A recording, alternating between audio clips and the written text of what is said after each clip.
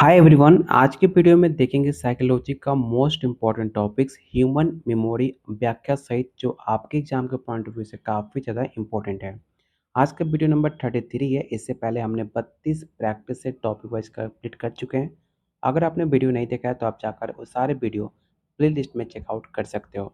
तो चलिए शुरू करते हैं आज का पहला क्वेश्चन। लेकिन उससे पहले अगर आप पीपीएससी तैयारी 4 स्टेट सेकेंड पेज की तैयारी कर रहे हो तो आपके सिलेबस में टोटल 15 यूनिट है जो हर एक टॉपिक को काफ़ी डिटेल में कवर करते हुए 3000 से ज़्यादा टॉपिक वाइज क्वेश्चन आंसर, साथ में एनसीईआरटी क्लास 11 क्लास 12 का chapter wise question answer, topic wise theory, previous year question आपको डिटेल में मिलेगा।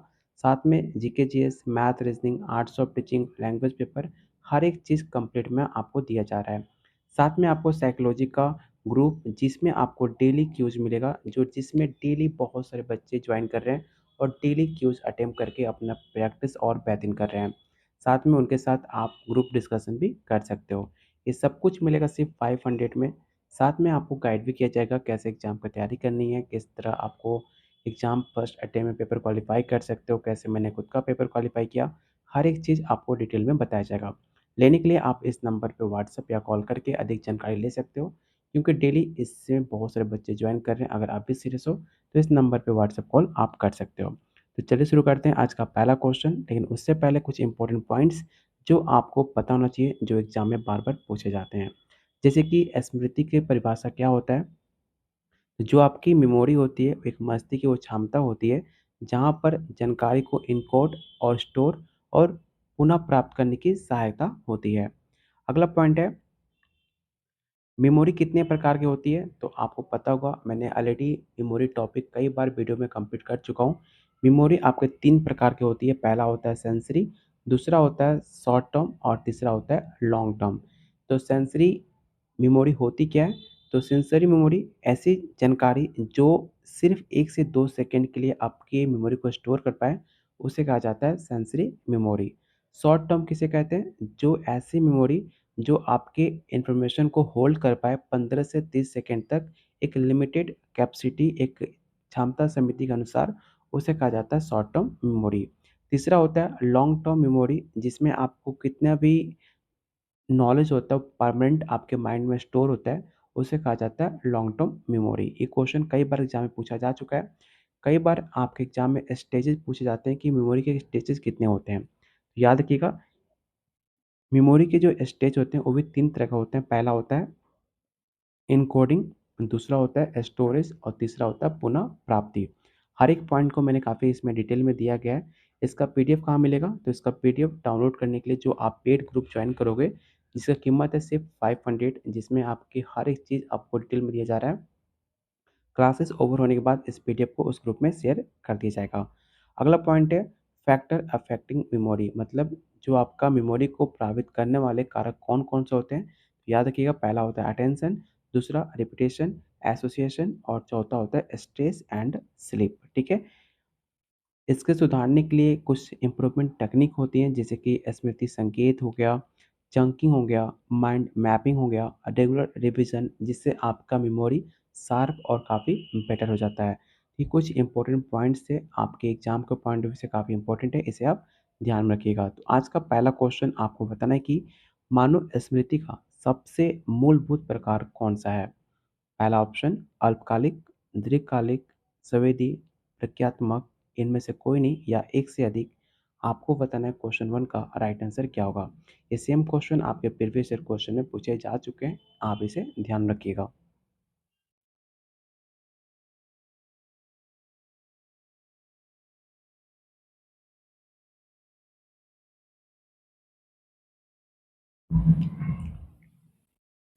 तो क्वेश्चन 1 का जो भी आंसर सी टिक आउट कर रहे हैं उनका आंसर सही है।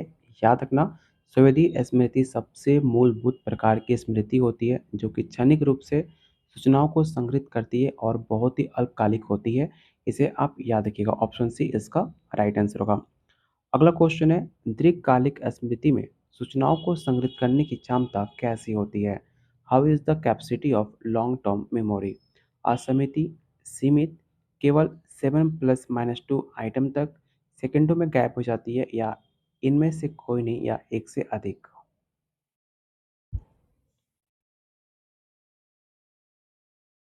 तो जस्ट मैंने आपको बताया था दीर्घकालिक जो लॉन्ग टर्म मेमोरी होती है वो अनलिमिटेड होती है और आपके माइंड में परमानेंट स्टोर होती है। इसमें बरसों तक आपकी जानकारी सेव रह सकती है। आपसे पूछा जाए कि 5 साल पहले आपने कौन-सा क्लास में किस टॉपिक पे कौन-सा आपका दोस्त अच्छा था, आपने क्या-क्या 5 साल पहले कौन से अच्छे काम किए थे, सब कुछ आपको याद होगा, जो आपके माइंड में परमानेंट स्टोर होता है।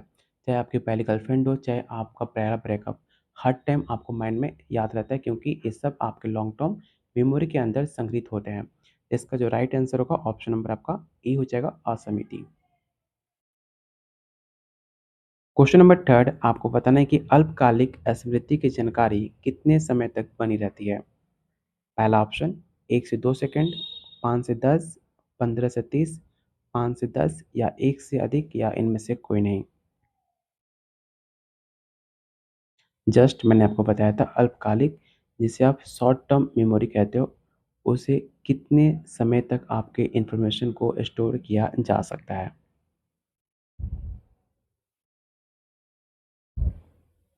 तो जो भी आंसर सी टिक आउट कर रहे हैं उनका आंसर सही है। याद रखना शॉर्ट टर्म मेमोरी आमतौर पर 15 से 30 सेकंड तक आपके स्टोर को माइंड को स्टोर करती है। जब तक उसे आप ना दोहराते हो, उसे आप रिविज़न नहीं करते हो, आप उसे भूल जाते हो, ठीक है? तो ऑप्शन सी इसका राइट आंसर होगा। अगला क्वेश्चन काफ़ी इम्पोर्टेंट है। आपको बताना है कि वर्किंग मेमोरी का मुख्य घटक कौन-सा है? इन ऑप्शन को ध्यान से पढ़िए और इस क्वेश्चन को विवेक क्वेश्चन टिक आउट कर लेना काफ़ी इम्पोर्टेंट है।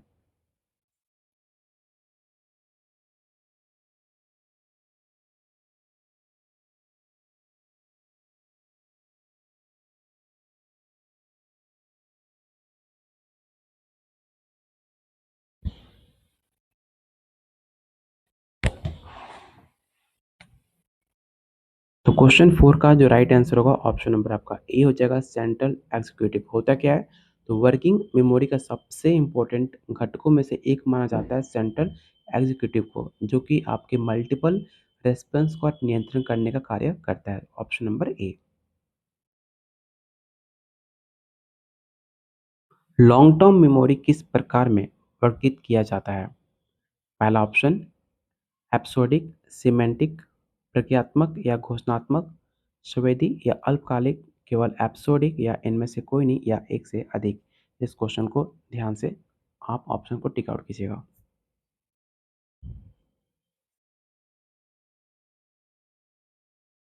इन जो भी क्वेश्चन मैं आपको प्रैक्टिस करा रहा हूँ, ये सारे क्वेश्चन एग्जाम में कई बार मल्टीपल टाइम पूछे जा चुके हैं। इसलिए ये सारे क्वेश्चन आप विवेक क्वेश्चन के तौर पे लेना और जितनी बार आप रिविजन करोगे उतना आपके लिए बेटर रहेगा।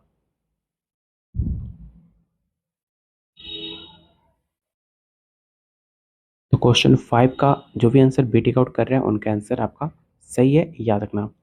अगला क्वेश्चन नंबर 6 आपको बताना है कि कौन सा कारक दीर्घकालिक स्मृति को प्रभावित करती है। मैंने आपको स्टार्टिंग में जो इंपॉर्टेंट पॉइंट्स बताए थे, अगर आपने ध्यान से पढ़ा होगा तो आसानी से आप इसका आंसर बता पाओगे। पहला ऑप्शन है ध्यान, अर्थपूर्ण प्रसारण, दोहराव, उपयुक्त में से सभी, इनमें से कोई नहीं या एक से अधिक।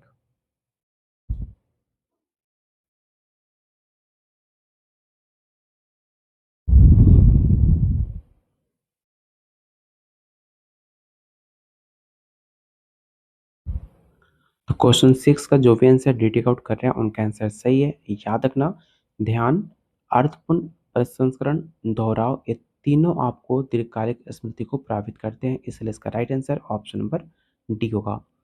क्वेश्चन नंबर 7 स्मृति पुनः प्राप्ति किसके माध्यम से होती है?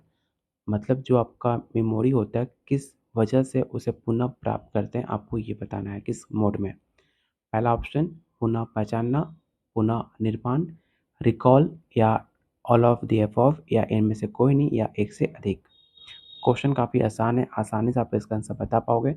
और जिन्होंने अभी तक वीडियो को लाइक एंड शेयर नहीं किया है तो प्लीज़ वीडियो को लाइक और शेयर जरूर करना, क्योंकि आप वीडियो को लाइक करोगे उससे हमें काफ़ी मोटिवेशन और हमको पता चलेगा वीडियो आपको पसंद आ रही है, तो आपके लिए और बेहतरीन से बेहतरीन कंटेंट हम लाने का प्रयास करेंगे। और आप एक काम कर सकते हो, वीडियो ख़त्म होने के बाद आप टॉपिक सजेस्ट कर सकते हो कि अगला वीडियो किस टॉपिक पे देखना चाहते हो। उस टॉपिक पे हम dedicated video with important points और 5 ऑप्शन के साथ लेकर आएँगे, जो आपके एग्ज़ाम के लिए काफ़ी इंपॉर्टेंट क्वेश्चन होंगे। चाहे प्रीवियस ईयर क्वेश्चन में पूछे गए सवाल है, चाहे अदर स्टेट में, हर एक क्वेश्चन को उस टॉपिक से रिलेटेड हर एक क्वेश्चन आपको प्रैक्टिस कराया जाएगा। तो प्लीज़ सबसे पहले वीडियो को लाइक करो और कमेंट बॉक्स में उस टॉपिक का नाम मेंशन करो जिस पे आप अगला वीडियो देखना चाहते हो काफ़ी डिटेल में। क्वेश्चन नंबर 7 का जो भी आंसर डी टिक आउट कर रहे हैं उनका आंसर सही है। उपरोक्त में से सभी आपका राइट आंसर होगा। Question number 8, flash bulb memory क्या होती है? आपने नाम सुना होगा, फ्लैश बल्ब मेमोरी होती क्या है? आप इन ऑप्शन को ध्यान से पढ़िए और बताइए क्वेश्चन 8 का राइट आंसर क्या होगा।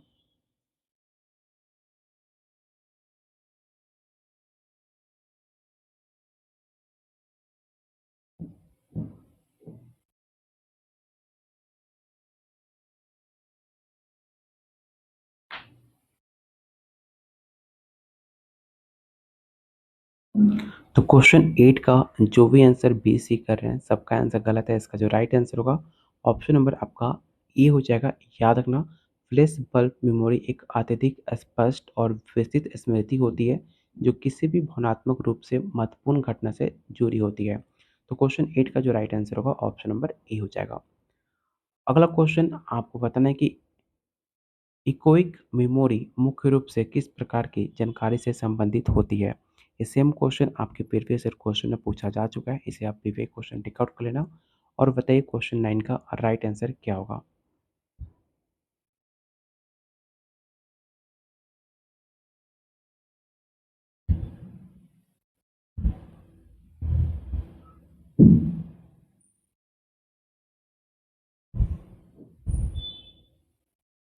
तो क्वेश्चन 9 का राइट आंसर होगा ऑप्शन नंबर आपका ए। काफ़ी आसान क्वेश्चन है। इकोइक मेमोरी मुख्य रूप से आपके सुनने सूचना को संचित करती है जो कुछ सेकंड तक बनी रहती है। तो ऑप्शन नंबर ए इसका राइट आंसर होगा। अगला क्वेश्चन मोस्ट इम्पोर्टेंट है। हिप्पोकैम्पस किस प्रकार की स्मृति में महत्वपूर्ण भूमिका निभाती है? मैंने कई बार हिप्पोकैम्पस के बारे में डिटेल में आपसे बात की हुई है कि हिप्पोकैम्पस होता क्या है। हिप्पोकैम्पस आपका जब जन्म होता है उस टाइम आपकी बॉडी में हिप्पोकैम्पस विकसित नहीं होता है। जैसे ही आपकी जन्म होती है उस टाइम आपका हिप्पोकैम्पस धीरे-धीरे इंक्रीज़ होता है।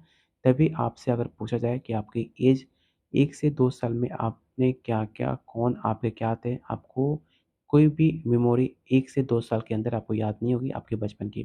क्योंकि उस टाइम आपके हिप्पोकैम्पस आपके मन में विकसित नहीं होता है, जिस वजह से हम बचपन की बातें याद नहीं रख पाते हैं। जैसे-जैसे हम बड़े होते हैं वैसे हिप्पोकैम्पस बढ़ता है और सारे हम पास्ट अपने याद रख पाते हैं। जैसे-जैसे आपकी एज बढ़ेगी तो आपका हिप्पोकैम्पस भी डिक्रीज़ होता है। इसलिए आपने देखा होगा अक्सर जो बुढ़ापे में लोग होते हैं वो चीज़ें भूलने लगते हैं, याद नहीं रख पाते हैं क्योंकि उनका हिप्पोकैम्पस जो होता है वो धीरे-धीरे ख़त्म होने लगता है। ये सारे पीछे हिप्पोकैम्पस के वजह माना जाता है। तो क्वेश्चन 10 का जो राइट आंसर होगा ऑप्शन नंबर बी होगा। घोषणात्मक स्मृति होता क्या है? तो हिप्पोकैम्पस दीर्घकालिक घोषणात्मक स्मृति जैसे कि फैक्ट्स, आपका एक्सपीरियंस के निर्माण में काफ़ी इम्पोर्टेंट रोल निभाता है। तो ऑप्शन नंबर बी इसका राइट आंसर होगा। क्वेश्चन नंबर 11, निम्नलिखित में कौन सी स्मृति हमारे व्यक्तिगत जीवन की घटनाओं को संग्रहित करती है? इन ऑप्शन को ध्यान से पढ़िएगा और बताइए कि which type of memory store event from our personal life. काफ़ी इंपॉर्टेंट क्वेश्चन है।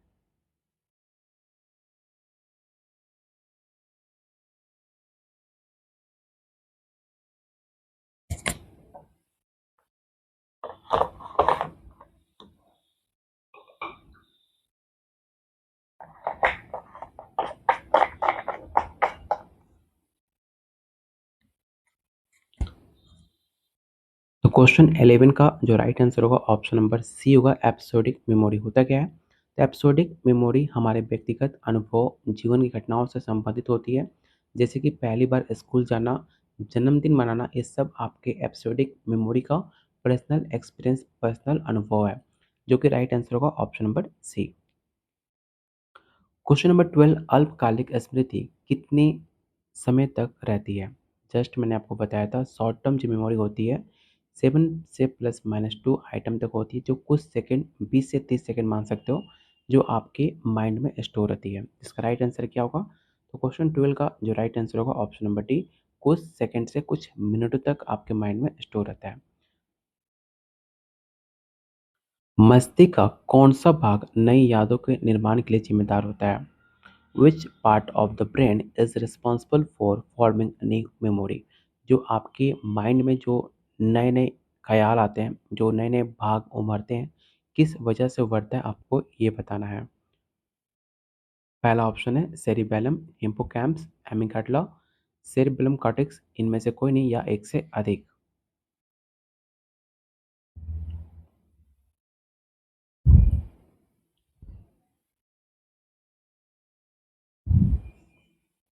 तो मैंने आपको जस्ट बताया था हिप्पोकैम्पस। हिप्पोकैम्पस के बारे में हिप्पोकैम्पस जो मस्तिष्क का एक ऐसा इम्पोर्टेंट पार्ट्स है जो कि आपकी नवीन यादों को, उसके निर्माण और उसके लॉन्ग टर्म मेमोरी को ट्रांसफ़र करने के लिए ज़िम्मेदार माना जाता है, जो कि राइट आंसर होगा ऑप्शन नंबर बी।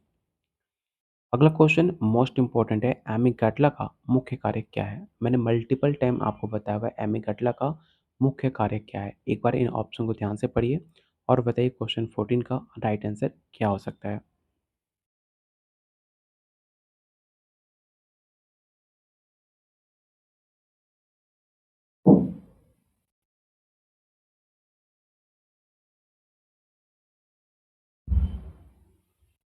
तो क्वेश्चन 14 का जो राइट आंसर होगा ऑप्शन नंबर आपका ए हो जाएगा, स्टोरिंग इमोशनल एक्सपीरियंस। होता क्या है?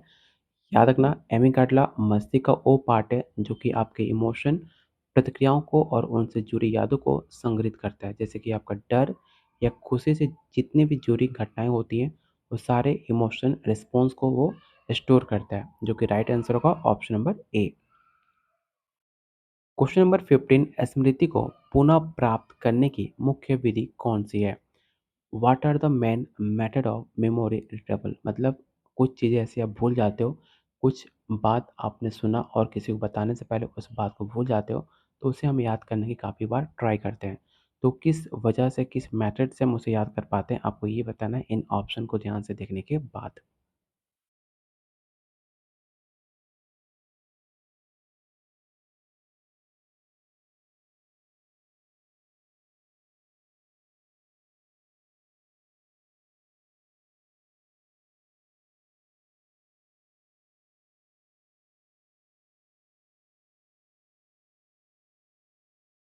तो क्वेश्चन 15 का जो भी आंसर रीडिंग आउट कर रहा है उनका आंसर सही है। रिकॉल और रिकग्नाइजेशन होता क्या है? रिकॉल होता है जब हम किसी संकेत को, जानकारी को याद करते हैं, उसे कहा जाता है रिकॉल। और रिकग्निशन क्या होता है? जब हम कोई जानकारी देखकर या संकेत मिलने पर उसे पहचानते हैं, उसे कहा जाता है रिकग्निशन। तो ऑप्शन नंबर डी इसका राइट आंसर होगा, इसे आप याद रखिएगा। अगला क्वेश्चन है सीरियल पोजीशन इफेक्ट। आपने नाम सुना होगा, सीरियल पोजीशन इफेक्ट क्या बताता है, आपको ये बताना है। इन ऑप्शन को ध्यान से एक बार देखिए और बताइए क्वेश्चन 16 का राइट आंसर क्या होगा।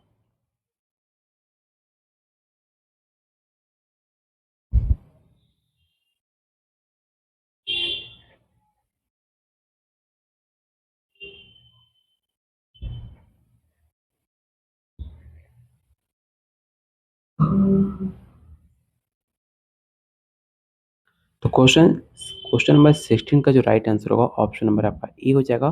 ठीक है, सीरियल पोजीशन इफेक्ट ये बताती है कि शुरुआत और अंत की जानकारी हम सबसे अच्छे से याद रखते हैं। ऑप्शन नंबर ए इसका राइट आंसर होगा।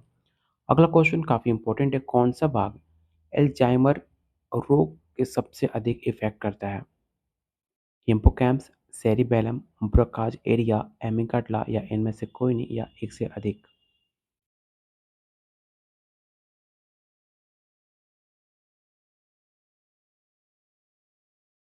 तो इसका राइट आंसर होगा ऑप्शन नंबर ए हिप्पोकैम्पस। याद रखना, हिप्पोकैम्पस लॉन्ग टर्म मेमोरी के निर्माण में काफ़ी इंपॉर्टेंट रोल निभाता है और एल्जाइमर रोग में सबसे ज़्यादा इफेक्ट होता है।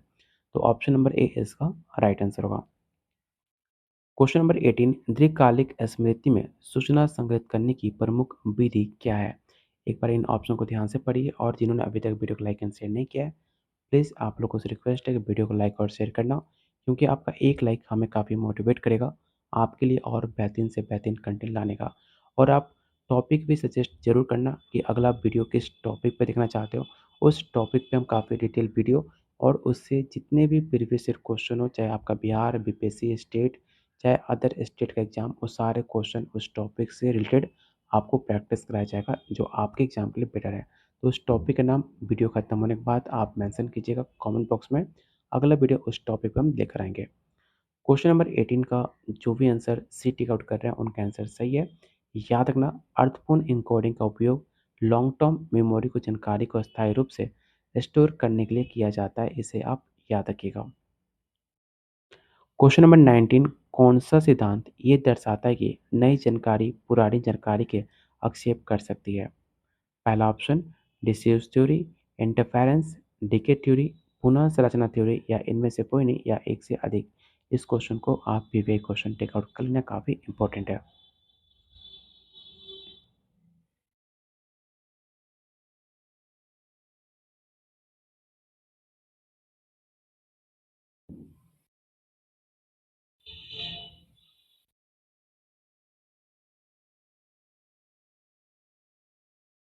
तो क्वेश्चन 19 का जो राइट आंसर होगा ऑप्शन नंबर बी होगा, इंटरफेरेंस थ्योरी। होता क्या है?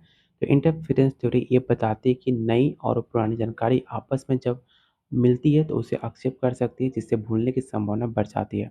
मान लो कि आपकी लाइफ में कोई एक इंसान ऑलरेडी है और आपकी लाइफ में कोई नया इंसान आ जाता है, तो जब वो दोनों मिलते हैं तो आप जो पास्ट होता है, जो पहले से होता है, उस इंसान को आप भूलने लगते हो और जो इंसान नया मिलता है उसको आप अपने पास रखते हो और पुरानी चीज़ को भूल जाते हो। सेम वैसे होता है इंटरफेरेंस थ्योरी। तो ऑप्शन नंबर बी इसका राइट आंसर होगा। अगला क्वेश्चन आपको बताना है कि हाइपरथाइमेसिया का अर्थ क्या होता है?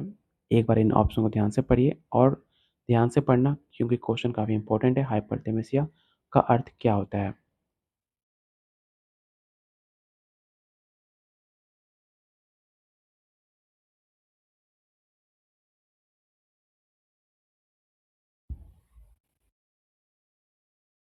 तो क्वेश्चन नंबर 20 का राइट आंसर होगा ऑप्शन नंबर ए, ठीक है। असामान्य रूप से मजबूत स्मरण होता क्या है हाइपरथेमेसिया? हाइपरथेमेसिया एक दुर्लभ सिचुएशन होता है जहाँ पर व्यक्ति अपने जीवन की लगभग हर घटना को काफ़ी विस्तार से याद रख सकता है। उसे कहा जाता है हाइपरथामेसिया। इसे आप याद रखिएगा, कई बार एग्जाम में पूछा जा चुका है। और एक बात, अगर आपने टेलीग्राम ग्रुप को ज्वाइन नहीं किया तो इस ग्रुप को ज़रूर ज्वाइन करना, जिसका लिंक मैंने डिस्क्रिप्शन बॉक्स और कमेंट बॉक्स में पिन कर रखा है, जहाँ पे आपको क्यूज़, ठीक है, प्लस आपको पीडीएफ, कोई भी डाउट होता है आप पूछ सकते हो, ग्रुप डिस्कशन कर सकते हो। हर एक अपडेट चाहे बीपीएससी हो, स्टेट हो, हर एक न्यूज़ आपको अपडेट सबसे पहले दिया जाता है, जिसका लिंक डिस्क्रिप्शन बॉक्स और कमेंट बॉक्स में पिन कर रखा है, जाकर आप उसे ज़रूर ज्वाइन करना। चलते हैं अगले क्वेश्चन 20 नंबर 1 पर। आपको बताना किस प्रकार की स्मृति स्वचालित होती है और बिना सचेतन प्रयास का कार्य करती है। एक बार इन ऑप्शन को ध्यान से पढ़िए और बताइए क्वेश्चन 21 का राइट आंसर क्या होगा।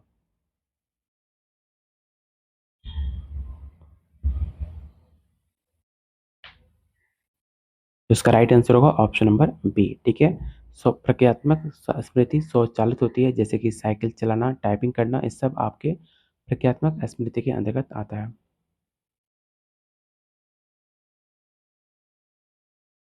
रिकॉल को कैसे बढ़ाया जा सकता है? अपने मेमोरी को कैसे बढ़ा सकते हो, आपको ये बताना है। जस्ट मैंने आपको बताया था कि रिकॉल को बढ़ाने का 3 महत्वपूर्ण कार्य होता है। पहला ऑर्गनाइजेशन, रिपीटेशन, मीनिंगफुल एसोसिएशन। इसलिए इसका जो राइट आंसर होगा ऑप्शन नंबर डी होगा, all of the above. Question number 23, यदि कोई व्यक्ति किसी याद को बार-बार दोहराने के बाद विश्वास करने लगता है, ये वास्तव में हुई थी, तो इसे हम क्या कहते हैं? बहुत बार ऐसा हुआ होगा, जो आप बार-बार रियल में आपने वो काम कभी नहीं किया हो, लेकिन उससे बार-बार आपके माइंड में आने पे आपको लगता है और आपको विश्वास हो जाता है कि ऐसा आपके लाइफ में हुआ था, तो उसे हम क्या कहते हैं? झूठी स्मृति, रेट्रोग्रेड अमेनेशिया, अनुरूप स्मृति, कार्यशील स्मृति या इनमें से कोई नहीं या एक से अधिक।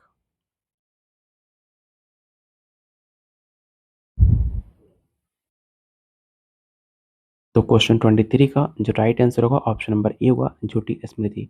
झूठी स्मृति क्या होती है? जब बार-बार किसी जानकारी को पुनः सुनने या दोहराने से उसे सच मान लिया जाए, उसे कहा जाता है फ़ॉल्स मेमोरी। आपने देखा होगा न्यूज़ में आज के टाइम पे कोई भी न्यूज़ इतनी बार झूठ या सच को इतनी बार रिपीट मोड में उसे चला देती है, जिससे हर इंसान को लगता है कि जो न्यूज़ में बताया जा रहा है वही सच है। जबकि ऐसा कुछ नहीं होता है, इम्पोर्टेंट फैक्ट्स वो बताते नहीं हैं, झूठ न्यूज़ को भी कितने मल्टीपल टाइम अलग-अलग तरीके से बताते हैं, जिसे आप यकीन मान लेते हो। उसे कहा जाता है फ़ॉल्स मेमोरी। इसे याद रखिएगा, ऑप्शन नंबर ए इसका राइट आंसर होगा। क्वेश्चन नंबर 24, कार्यशील स्मृति का प्रमुख कार्य क्या है? एक बार इन ऑप्शन को ध्यान से पढ़िए और क्वेश्चन 24 का राइट आंसर क्या होगा आपको ये बताना है।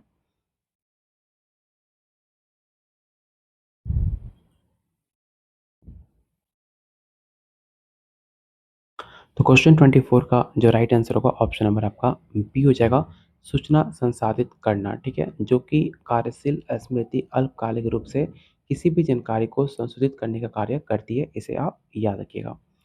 अगला क्वेश्चन, फ्री रिकॉल का अर्थ क्या होता है? काफ़ी आसान क्वेश्चन है। अगर आपने पहले की वीडियो देखा होगा, मेमोरी से रिलेटेड मैंने 2 से 3 वीडियो ऑलरेडी यूट्यूब पे पोस्ट किए हैं। अगर आपने सारा वीडियो देखा होगा, तो आप आसानी से बता सकते हो कि फ्री रिकॉल होता क्या है। फ्री रिकॉल किसी भी संकेत के बिना जानकारी को याद करना फ्री रिकॉल कहा जाता है, जिसका राइट आंसर होगा ऑप्शन नंबर ए।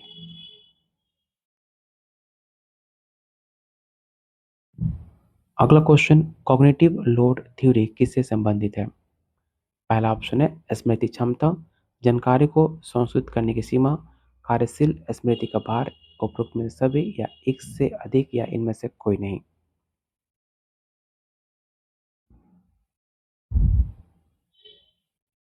सबसे पहले आपको पता होना चाहिए कॉग्निटिव थ्योरी होती क्या है।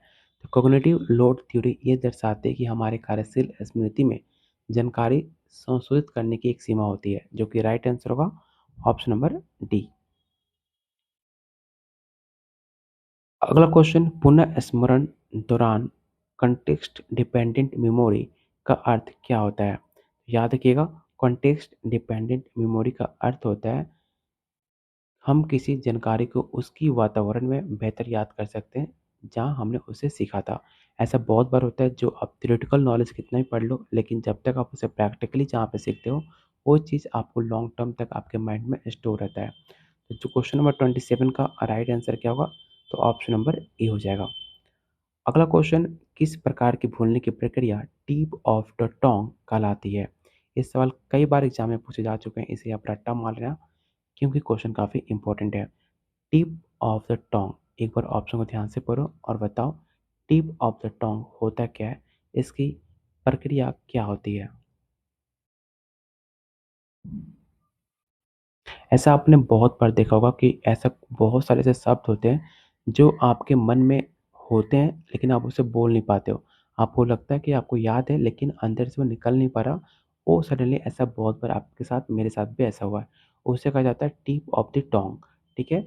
तो ऑप्शन नंबर इसका राइट आंसर क्या होगा? तो इसका राइट आंसर होगा ऑप्शन नंबर ए।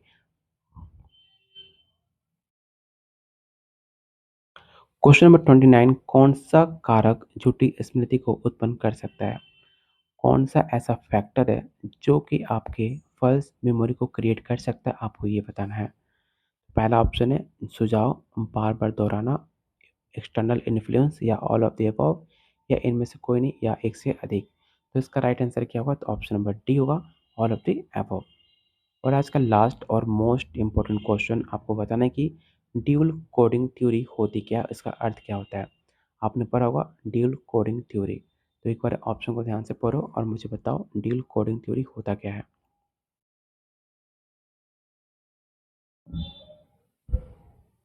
देखो, ड्यूल कोडिंग थ्योरी क्या होता है? अगर आपने टीवी देख रहे हो, मोबाइल देख रहे हो, मुझे सुन रहे हो, तो हर एक चीज़ आपको इसलिए याद रहता है क्योंकि आप वीडियो में देख भी रहे हो और कानों से आपने सुन रहे हो। जब ड्यूल कोडिंग आपके माइंड में होने लगे या ड्यूल कोडिंग से आपको समझाया जाए, तो हर एक चीज़ आपको लॉन्ग टर्म याद रख सकती है वीडियो के माध्यम से, और साथ-साथ में आप उसे सुन रहे हो, तो उसे आप लॉन्ग टर्म तक उसे याद रख सकते हो, उसे बेहतरीन तरीके से याद रख सकते हो। उसे कहा जाता है ड्यूल कोडिंग थ्योरी। तो इसका राइट आंसर क्या होगा? तो इसका राइट आंसर होगा ऑप्शन नंबर आपका ए हो जाएगा, जानकारी को दृश्य और श्रवण रूप से संग्रहित करना। तो ऑप्शन नंबर डी इसका राइट आंसर होगा। इसके बाद सारे क्वेश्चनों का आंसर मैंने डिटेल में यहाँ पर दिया हुआ है। हर एक क्वेश्चन को आप डिटेल में पढ़कर हर एक कन्फ्यूजन को दूर कर सकते हो और अपने एग्जाम में बेहतरीन तैयारी कर सकते हो। तो अगर आपको बताना है कि आउट ऑफ 30 आपने कितना क्वेश्चन सही किया, जिससे आपको पता चल पाए कि आपकी तैयारी कितनी है और आपको कितनी और मेहनत करनी है। अगर आप चाहते हो हमारे साथ ग्रुप में ज्वाइन करना, पेड नोट्स लेना, तो सिर्फ 500 में आपको हर एक चीज़ दिया जा रहा है जिससे आपका पेपर क्वालिफाई हो जाए। कोई भी डाउट होता है डायरेक्ट आप मुझे कॉल व्हाट्सएप से बात भी कर सकते हो, जिसके अंदर आपका सिलेबस में 15 यूनिट है। हर एक टॉपिक को डिटेल में कवर करते हुए 3000 से ज़्यादा topic wise question answer, 11-12 NCERT, topic wise theory, previous year question जिससे आपको पता चल पाए क्वेश्चन का पैटर्न क्या होता है, क्वेश्चन का लेवल क्या होता है। साथ में जीके जीएस जो आपका 40 मार्क्स का क्वेश्चन पूछते हैं, वो भी साथ में आपको दिया जा रहा है। साथ में साइकोलॉजी का ग्रुप मिलेगा जहाँ पे आपको डेली क्यूज़ मिलेगा। Group discussion daily quiz important है क्योंकि जो टॉपिक आप पढ़ोगे उससे आपका क्यूज़ मिलेगा, जो आपको नोट्स दिया जा रहा है, उस सारे नोट्स से आपको क्यूज़ भी कराया जाएगा जिससे आप डेली प्रैक्टिस कर पाएँ अपने एग्ज़ाम के लिए। इतना कंप्लीट कर लेते हो, कोई भी आपको डाउट नहीं होगा, आसानी से पेपर क्वालीफाई कर पाओगे। कोई भी डाउट होता है आप मुझे कॉल व्हाट्सएप करके बात भी कर सकते हो। लेने के लिए सिंपल सा सिर्फ़ आपको इस नंबर पे कॉल व्हाट्सएप करना है और इस कंप्लीट नोट्स को सिर्फ़ आप ले सकते हो 500 में, सिर्फ़ वन टाइम पेमेंट करना है, उसके बाद आपको कुछ नहीं करना। तो मिलते हैं बहुत जल्द अगले वीडियो में, तब तक के लिए कीप वॉचिंग, कीप शेयरिंग और प्लीज़ वीडियो को लाइक और शेयर ज़रूर करना। और टॉपिक का नाम आप सजेस्ट कर सकते हो कमेंट बॉक्स में कि अगला वीडियो किस टॉपिक पे देखना चाहते हो। उस वीडियो पे, उस टॉपिक पे हम dedicated video, topic plus important points plus जितने भी क्वेश्चन उस टॉपिक से पूछे गए हैं प्रीवियस ईयर क्वेश्चन में, चाहे किसी भी स्टेट एग्जाम में, वो सारे क्वेश्चन आपको प्रैक्टिस कराया जाएगा। मिलते हैं बहुत जल्द अगले वीडियो में, तब तक कीप वॉचिंग, कीप शेयरिंग।